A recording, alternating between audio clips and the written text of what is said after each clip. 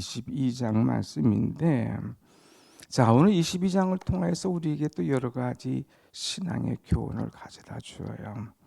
이스라엘 자손이 길을 떠나서 이제 모압의 진을 치게 되는데, 이 모압 땅은 여리고 맞은편이었더라 그랬어요. 그런데 이 모압 땅에 들어갈 때에 그 땅에 이 발락이라고 하는 그런 왕이 있었는데, 이 왕이 이스라엘 백성들이 광야에서 이렇게 쭉 나오면서 또 그 앞에 오늘 21장에 보면 여러 나라들과 전쟁을 했지 않습니까? 전쟁을 하면서 요단 동쪽을 탁 점령해서 쭉쭉쭉 들어오는데 그들을 막을 사람이 없는 거예요. 얼마나 강한지, 얼마나 힘이 있는지, 얼마나 군대가 담대한지, 마치 막 이 광야의 코뿔소처럼 막 쫙 나올 때에 누구도 막을 수가 없는 그런 형편에 처했어요. 그럴 때에 이 발락이 3절의 말씀 보면 두 가지예요. 모압이 심히 두려워하였으니, 이스라엘 백성이 많음으로 말미암아 모압이 이스라엘 자손 때문에 번민하더라 그랬어요. 위기가 왔다고 생각할 때에 그들이 가진 것이 있다면 두려움과 번민이었다고 하는 것입니다.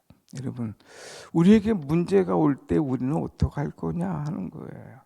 지난 주일날 말씀의 제목이 골리앗이 도전에 올 때 하지 않았어요? 우리 인생에 생각지도 않은 골리앗이 도전에 올 때에 어떻게 할 거냐 이거예요. 그런데 여기 발락이라고 하는 사람은 이제 이런 문제가 생각지도 않은 일로 인하여서, 아니 닥치지도 않았는데 벌써 두려워하고 번민하는 거예요. 번민. 생기지도 않은 일인데 이들이 우리나라를 칠까? 그럼 우리가 어떻게 될까? 두려움과 번민이 와서 고민하기 시작하는 거예요. 여러분, 우리가 살아가면서 어떤 생각지도 않은 일이 올 때에 두려움과 번민, 그러므로 말미암아 잠 못 자고 스트레스 받고 고생하고 그러다가 병 생기고 이러지 말고, 문제가 왔을 때에 하나님을 의지하며 믿음으로 기도하는 여러분이 되시길 원합니다. 아멘. 누구나 다 두려움이 올 수도 있어요. 그런데 이 문제를 어떻게 풀어가냐? 신앙인의 자세로 풀어가냐? 아니면 다 신앙인 같아. 근데 딱 문제를 받아보면 그때에 딱 진가가 드러나요. 막 번민, 두려움이냐, 아니면 믿음으로 기도로 나가느냐, 두 갈래 길이에요. 우리는 어느 길을 걸어갈 것인가 하는 것을 생각을 해봐야 되죠. 자, 얼마나 번민을 했느냐면 오늘 4절에 표현하기를 이런 표현을 했어요. 미디안 장로들이 이르되 이제 이 무리가 소가 밭에 풀을 뜯어 먹은 것 같이 우리 사방에 있는 것을 다 뜯어 먹으리라. 소를 밭에 딱 놓으면 천천히 가도 다 밭에 풀을 뜯어 먹듯이 우리를 다 이 땅을 뜯어 먹을 것이다 이거예요. 다시 말해서 이 땅을 폐허로 만들 것이다 이거예요. 그들이 한번 휩쓸고 가기만 하면 이 땅이 끝이 날 건데 이거 어떡할 거냐? 막 두려워하고 번민하고 고민하는 거예요. 그래서 그가 이제 가만히 보니까 저쪽 땅에 발람이라는 사람이 있는데, 그 사람이 용하다더라. 그 사람에게 보내서 뭔가 좀 신기한 이것을 한번 좀 일을 하게 하자 하면서 사신을 이 발람에게 보냈습니다. 발락이라고 하는 왕이 발람이라고 하는 이제 사람에게 보낸 거죠. 그 보낸 목적이 뭐냐? 와서 이 백성을 저주해라. 이스라엘 백성을 저주해. 그래서 감히 우리를 향하여서 공격하거나 이 땅을 무너뜨리지 않도록 저주해다오 하는 이 부탁을 보내는 거예요. 그랬을 때에 7절 말씀 보면 뭐라고 그럽니까? 7절 모압 장로들과 미디안 장로들이 손에 복채를 가지고 떠나 발람에게 이르러 발락의 말을 그에게 전하매 그랬어요. 뭐를 가졌어요? 복채를 가지고 온 거예요. 이 사람은 위기가 있을 때에 점술가인 이 발람에게 보내는 것이죠. 여러분, 우리에게 인생의 위기나 문제가 왔을 때에 아까 말한 것처럼 하나님에 엎드리고 기도하는 사람이냐, 두려워하고 근심하다가 이 점술과 또 이런 여러 가지 복채를 들고 오면 그 사람들의 문제를 받아주는 이 점술가, 이런 사람을 찾아가느냐 이거예요. 점쟁이. 요즘도 뭐 사람들이 그냥 어떤 거 있으면 점쟁이한테 물어보러 가는 사람이 있잖아요. 근데 점쟁이한테 갈 때 그냥 갑니까? 복채를 가지고 가잖아요. 그런데 여기 이 발람이 이 문제가 있어요. 어떤 문제냐? 8절 말씀 봅시다. 8절 발람이 그들에게 이르되 이 밤에 여기서 유숙하라. 여호와께서 내게 이르시는 대로 너희에게 대답하리라. 모압 귀족들이 발람에게서 이 유숙하니라 그랬어요. 자, 누가 돈덩어리를 들고 찾아왔어. 그런데 그 찾아온 목적이 저주해달라 이거예요. 이건 인간으로서 해서는 안 될 일이잖아요. 그럼 아니요. 이건 내가 할 일이 아닙니다. 사람 잘못 보고 사람 잘못 찾아왔습니다 하고 딱 끊어버리면 되는데, 그러지 않고 뭐라고 했어요? 이리 와서 여기서 유숙해라 하는 거예요. 다시 말하면 복채의 유혹에서 벗어나지 못하는 거예요. 돈의 유혹에서 벗어나지 못하는 겁니다. 우리가 신앙생활하면서 여러 가지 유혹 중에 하나가, 가장 큰 유혹이 뭐냐? 물질의 유혹이에요. 그래서 이 유혹을 이겨내지 못하고 NO 하고 하면 끝났을 텐데, 여기 와서 좀 있어봐라.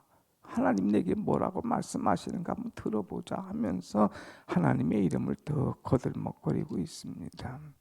오늘 우리는 이 점술가를 찾아서도 안 되고 또 이제 돈의 욕심을 내서도 안 되는 거죠. 아무튼 이가 하나님에게 물어봤을 때에 하나님께서 뭐라고 얘기합니까? 12절 하나님이 발람에게 이르시되 너는 그들과 함께 가지도 말고 그 백성을 저주하지도 마.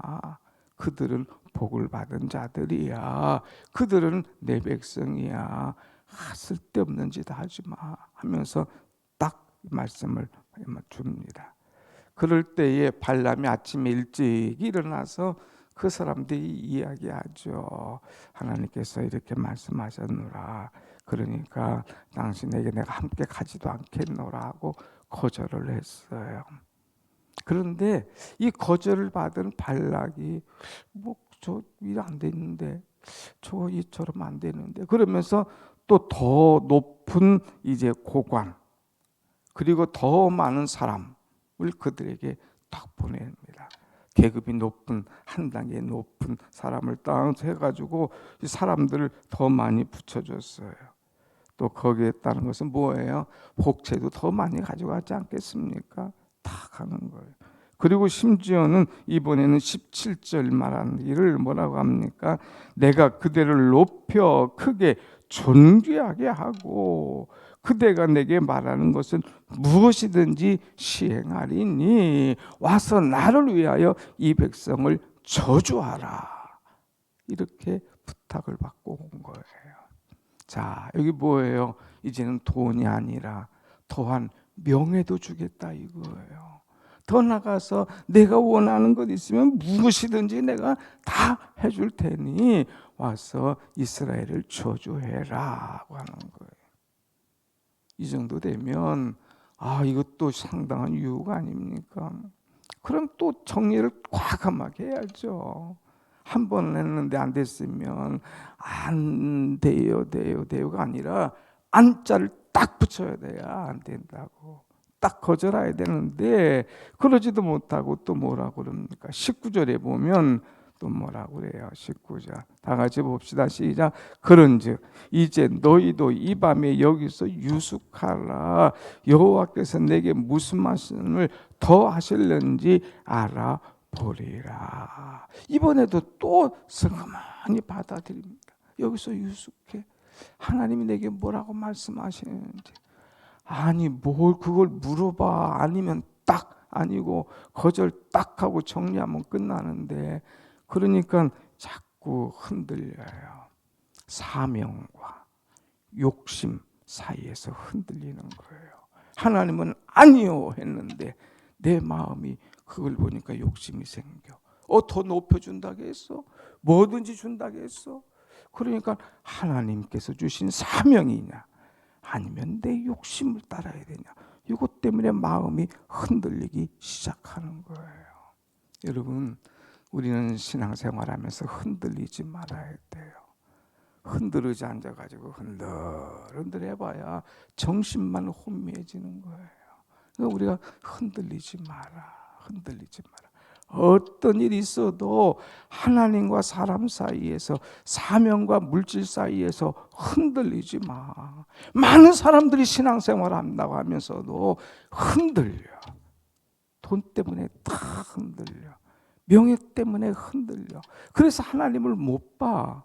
그러니까 툭 주저앉는 거예요. 얻어 터지는 거예요. 그래도 그것을 몰라. 이건 안 돼요. 한번 얻어 터지는 거 한번 보실래요? 오늘 본문 안 봤지만 이제 발람이 나귀를 타고 가는데, 나귀가 그냥 가는 길에 여호와의 사자가 칼을 쫙 빼고 있으니까 무서워가지고 막 했어요. 넘어지니까 뭐 이런 것이 있어. 탁 때리고 또 하고, 길에서 또 떨어지고 또 떨어지니까 또 때리는 거예요. 나귀를 자기의 지팡이로 때리는 거예요.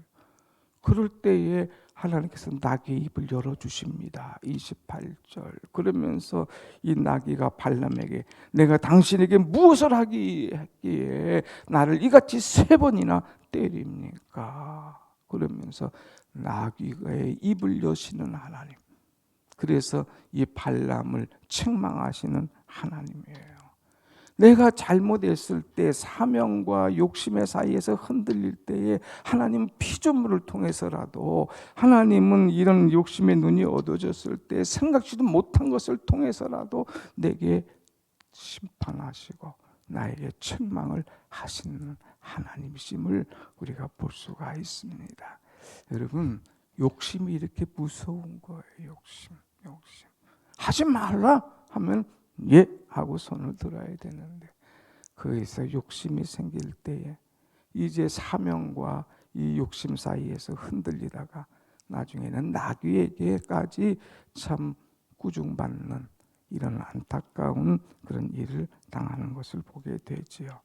오늘 우리는 신앙생활하면서 어떻게 살아갈 것인가, 생각지도 않은 두려움과 번민이 올 때에 세상을 찾아가고 점순가를 찾아갈 것인가, 믿음으로 기도할 것인가, 욕심 내게서 버리고 사명과 욕심 사이에 있을 때 무엇을 택할 것인가 기도하면서 하나님이 원하시는 은혜의 길을 걸어갈 수 있는 여러분과 제가 되기를 간절히 원합니다. 아멘. 기도하십시다.